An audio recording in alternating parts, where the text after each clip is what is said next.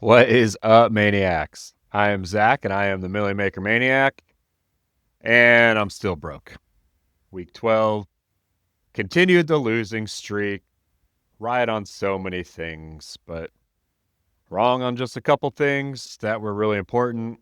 We'll go ahead and just jump right into it. Had 60% Jahmyr Gibbs. Obviously, he was very popular. I think he was at 40%. Yeah, 38% ownership. So it wasn't like I had huge leverage on the field there by any means, but leaned into the chalk there, and he was the player that you had to have.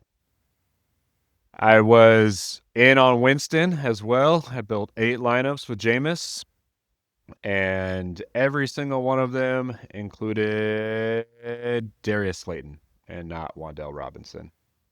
So frustrating. So frustrating.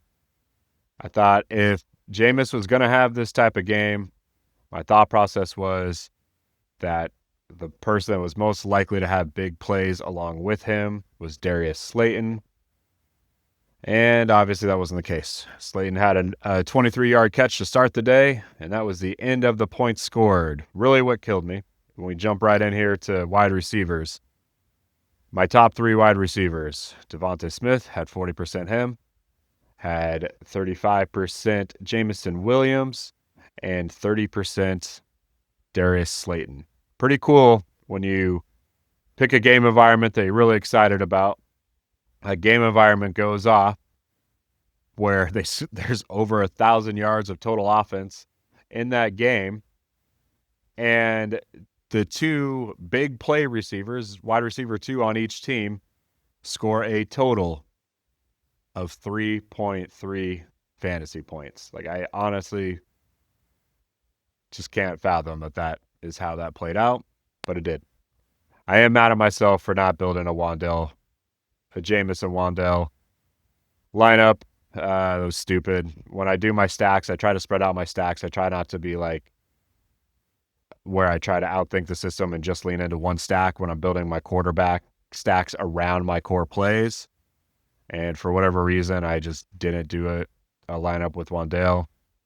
Actually, I did one. Unfortunately, it was Winston, Wandale, and then that was the comeback I had on that was Jameson Williams, and then I also had Slayton in that lineup, so it was dead, and I didn't have Gibbs in it, so I think I had Henry and Barkley in that lineup, if I remember right. But anyways, it was dead. Wide receiver killed me.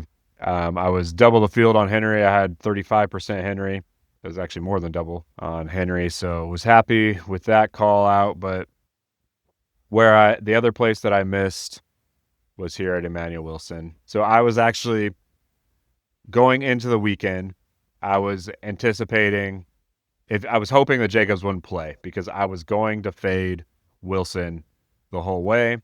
But I was pretty confident in that play. He ended up being at 23%. I thought the chalk was actually going to be heavier there than it was on Gibbs just because of the price.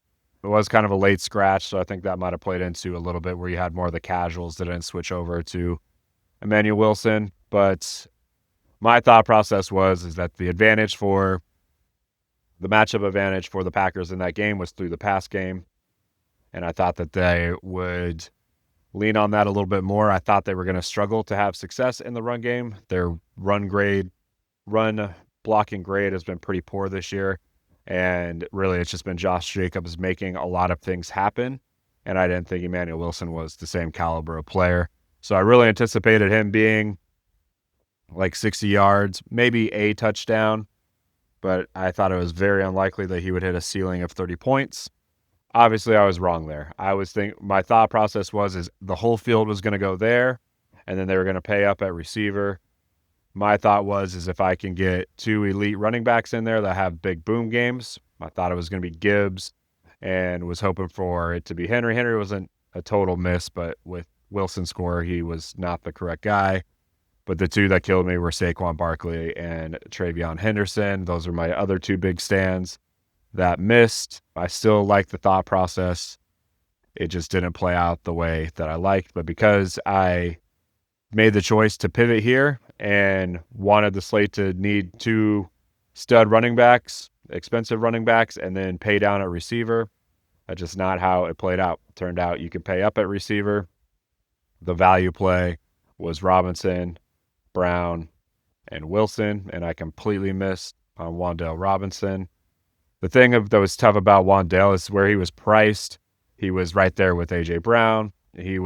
Wilson obviously was in that range, but Devontae Smith was there and Jameson Williams was right there at 5,600 and 5,700. And to me, they just had a much higher likelihood of hitting that 30-point game. That's why Wandale was not in any of my lineups that didn't include Winston, and he was in only one of those because I thought on that team itself that Slayton had more upside. Obviously, big miss there. A bummer because I was all over that game environment. And then I was on Hurts and Brown. I had that a decent amount. But yeah, what killed me was just this Emanuel Wilson. Emanuel Wilson and Wandale Robinson, those were the two skeleton keys that I just did not have in my player pool and prevented me from doing anything, despite being really right with Jahmyr Gibbs, being way ahead of the field on Jameis Winston, being way ahead of the field on Jalen Hurts. I was ahead of the field on Dak, not by much. I did 3 Dak lineups, but yeah, it wasn't enough. The Emanuel Wilson call is what hurt me there. And then on the Browns, happy with that. I went 100% Browns. The Cardinals technically were a better price per or dollar per point play, but the play was the Browns, and I'm super happy with that. 10 sacks, take that all day. I would much rather have the 16 from the Browns at 2,900 than the 3,600 or the 18 for 3,600 for the Packers. So killed it there, killed it on Henry. Had a decent amount of JSN. This is a rare week in which a 40 spot from a guy doesn't bring a quarterback along. So when I play like these expensive wide receivers, I pretty much always bring them with their quarterback. I played a few Amon-Ra St. Brown lineups without Goff, but for the most part, it was just in Goff lineups. And we can see Goff and Darnold did not score. Yeah, I really thought that 4,500-ish range was going to have somebody pop out of it.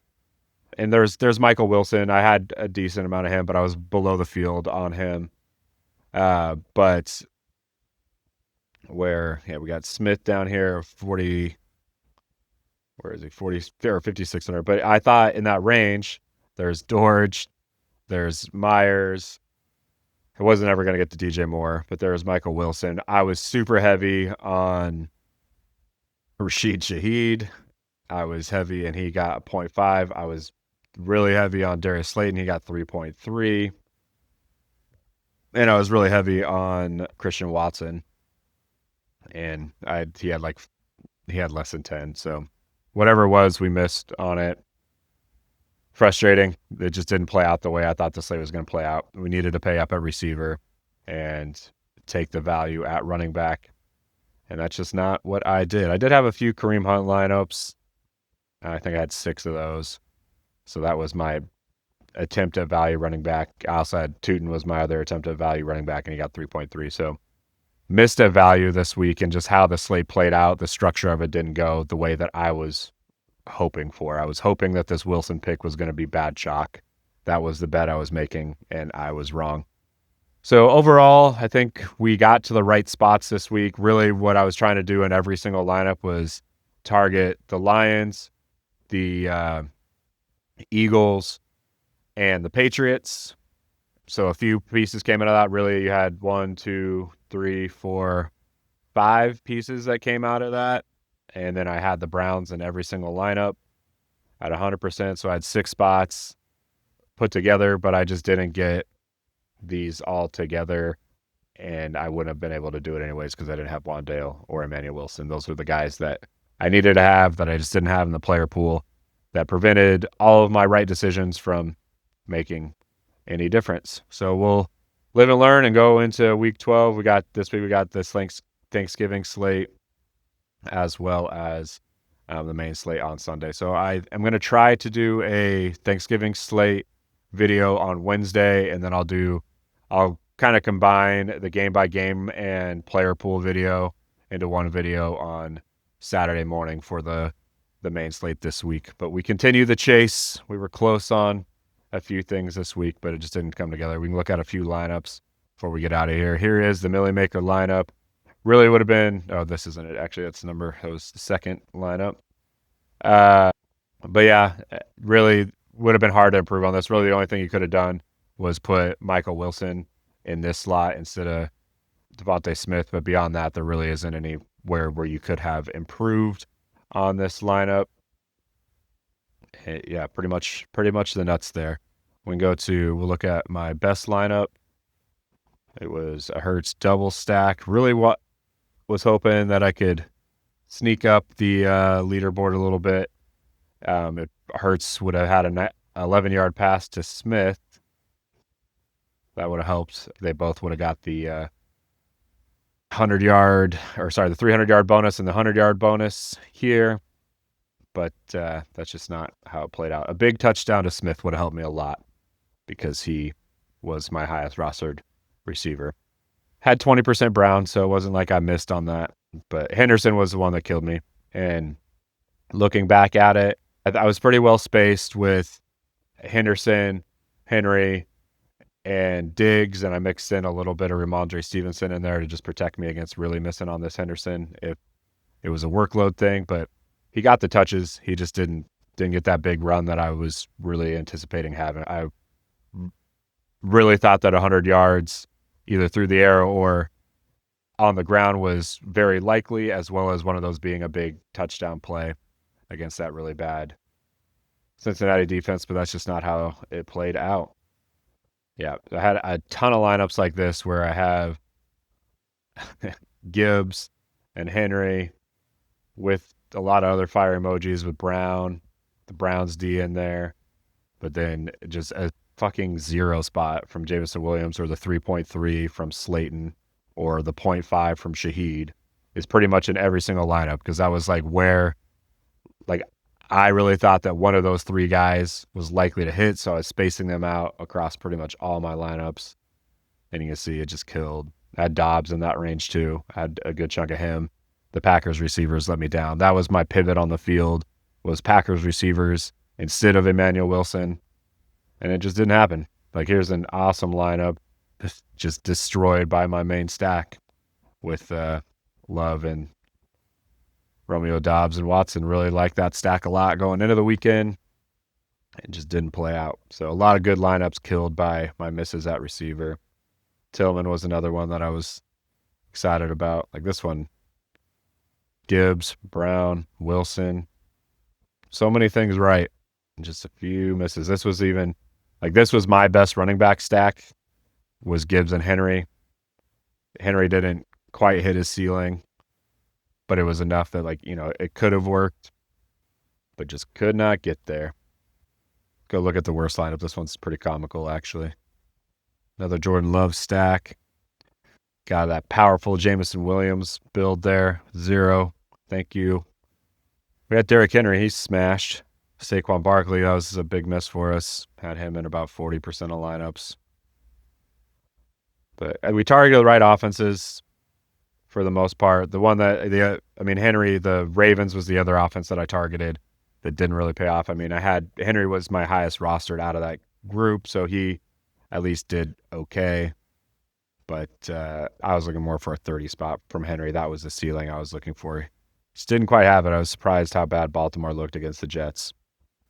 But yeah, overall, happy with the choices on the week. The spots that we looked at didn't quite play out the way that we wanted to. But again, I think we're on the right track. One of these weeks, the key is like in the running back range is where I missed. The stands that I took, only one of them was right. Obviously, the biggest one I took was the highest scorer of the week and was the guy that you had to have with Jahmyr Gibbs, but I just didn't have the right match with him, and that prevented me from getting anywhere. And then on receiver, for the most part, I missed pretty badly at receiver throughout the week. Tough week. We lost $1,200, but I guess we lost less than the previous week, so we keep on trucking. We'll get it back in week 12. Maybe we'll get it back on the Thanksgiving slate. As always, I appreciate y'all tuning in. If you haven't done so already, please hit that subscribe button. Hopefully week 13 is the week that I give you the insight you need to be the $1 million lineup and take down the Milly. Honestly, I actually don't hope that. I hope that I win the Milly next week and that you get second place. But I hope that you guys enjoy the channel, you get some good information out of it, and you build better lineups than I do. My friends, have a great week. We'll see you on Wednesday for the Thanksgiving Day slate breakdown, and then on Saturday for the week 13 slate breakdown.